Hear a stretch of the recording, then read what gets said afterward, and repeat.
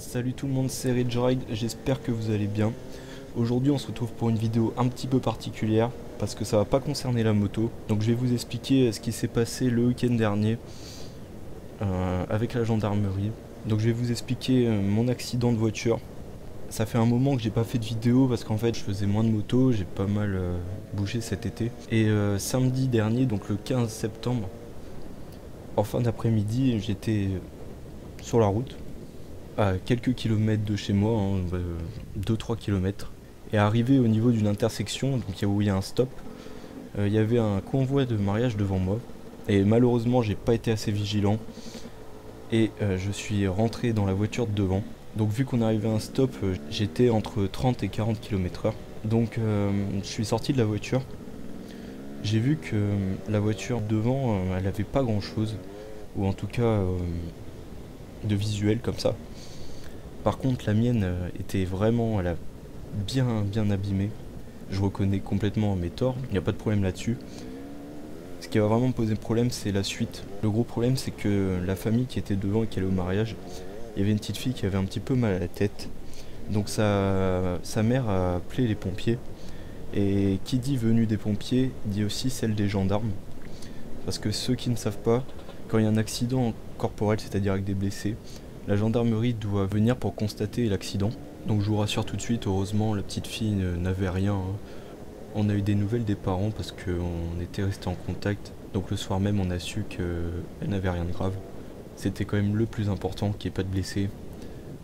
Donc au bout de 5 minutes, j'ai vu débarquer la gendarmerie et les pompiers. Il y avait 3 gendarmes, une femme assez âgée, un jeune et un homme aussi plus âgé. Donc évidemment ils ont commencé à me poser des questions, tout ça, à me faire les tests. Donc j'ai dû souffler, bon moi j'avais rien consommé donc pas de problème là-dessus. Contrôle des papiers, du permis, de l'assurance, enfin bref. Et puis bon bah ils m'ont demandé comment on allait enlever la voiture. Parce qu'entre temps j'avais appelé ma mère pour qu'elle vienne, c'était vraiment à côté de chez moi. Alors la voiture avait pris cher mais il n'y avait rien qui traînait par terre. On avait tout accroché, tout ça, donc bon évidemment ils n'allaient pas nous laisser repartir au volant de la voiture, même s'il y avait 2 km à faire. Mais ils voulaient bien qu'on la tracte avec une barre rigide. Et donc entre temps mon voisin était aussi arrivé. Le problème c'est que lui il avait que des cordes, et les cordes on n'a plus le droit de tracter une voiture avec des cordes. Donc j'ai tout de suite appelé mon père pour demander si on avait une barre rigide chez nous. Et on en a une, donc je demande aux gendarmes, je leur dis est-ce qu'on peut aller chercher la barre rigide? On en a une chez moi, on en a pour 5 minutes à aller la chercher. Et c'est là où ça a commencé à être tendu. Où le gendarme a refusé qu'on aille la chercher, sous prétexte qu'il voulait éviter un suraccident, alors qu'en soi on en avait vraiment pour quelques minutes.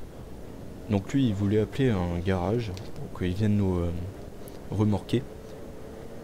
Donc sachant que le temps que la dépanneuse arrive, on aurait eu le temps d'aller chercher la barre. Et le gros problème c'est que c'est une voiture qui a pas trop de valeur. Donc elle était assurée côtière. C'était l'assurance minimale. Donc il n'y a pas l'assistance au remorquage. Et c'est quelque chose qui coûte vite cher le dépannage. Surtout le week-end, donc on voulait à tout prix éviter ça. Donc on a insisté, on dit non mais on va aller la chercher tout de suite, on a pour 2-3 minutes. Et il a refusé et il a pris de lui-même son téléphone pour appeler le garage. Donc on n'a même pas eu le choix du garage. Il a appelé un garage qui n'était même pas celui le plus près de l'accident. Je soupçonne fortement qu'ils ont des accords financiers. Donc là, l'ambiance a commencé à être beaucoup plus tendue. Parce que ma mère a assez insisté pour qu'on aille chercher la barre. Et puis bon, quand il nous a sorti, c'est moi le gendarme, c'est moi qui décide. Bon, on a vite compris à qui on avait affaire. À côté de ça, les gens avec qui j'ai eu l'accident étaient très gentils. Ça s'est très bien passé pour le constat, etc. Les pompiers pareil, ils ont été assez compréhensifs, ils m'ont dit que ça arrivait, bon voilà, qu'ils pensaient que la petite fille rien de grave, tout ça, mais il fallait quand même l'emmener à l'hôpital pour faire un bilan. Donc par la suite la dépanneuse est arrivée, ils l'ont emmenée dans le garage. Et alors le lendemain je reçois un appel, c'était encore la gendarmerie qui voulait me voir en fin d'après-midi, donc dimanche en fin d'après-midi. J'y suis allé avec mon père. Ils ont refusé que mon père vienne avec moi parce que j'étais majeur. Donc voilà, encore pour vous montrer à quel point ils étaient aimables.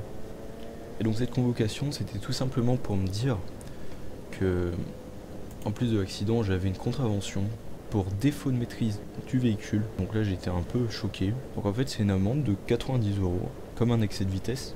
Et faut savoir que même si vous, par exemple, fauchez un sanglier, si la gendarmerie vient sur place, vous risquez cette amende de défaut de maîtrise par manque de vigilance. Même si vous n'êtes pas responsable, vous pouvez avoir cette amende. Donc évidemment, j'ai pas contesté, hein, j'ai signé et puis je suis parti. Et le lendemain, on a été au garage chercher la voiture. Et là, ça a été la deuxième douche froide. Quand on a appris qu'il y en avait pour 450 € de dépannage, avec majoration du week-end, plus frais de gardiennage et non remboursé par l'assurance. Parce qu'en fait, c'est un garage qui est agréé par le tribunal ou je sais pas trop quoi.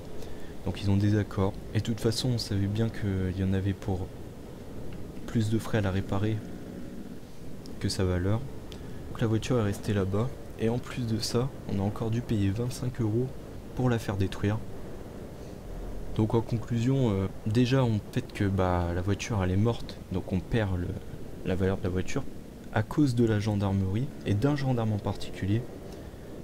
Il nous a fait perdre encore quasiment 600 €. Donc 450 € de dépannage qu'on aurait pu éviter parce qu'on avait la barre chez nous, et les 90 € d'amende, plus les 25 € de destruction. Enfin bref, je veux pas généraliser parce que bon, je suis déjà tombé sur des gendarmes sympas, hein. J'en avais même fait une vidéo, mais cela c'était vraiment loin d'être le cas. J'espère ne jamais recroiser ces gendarmes. Et quand vous perdez plus de 500 € à cause d'une personne, je peux vous dire que vous avez un petit peu les nerfs. Donc voilà, faites vraiment gaffe sur la route. Moi je vous dis à bientôt, c'était Rage Ride, bye.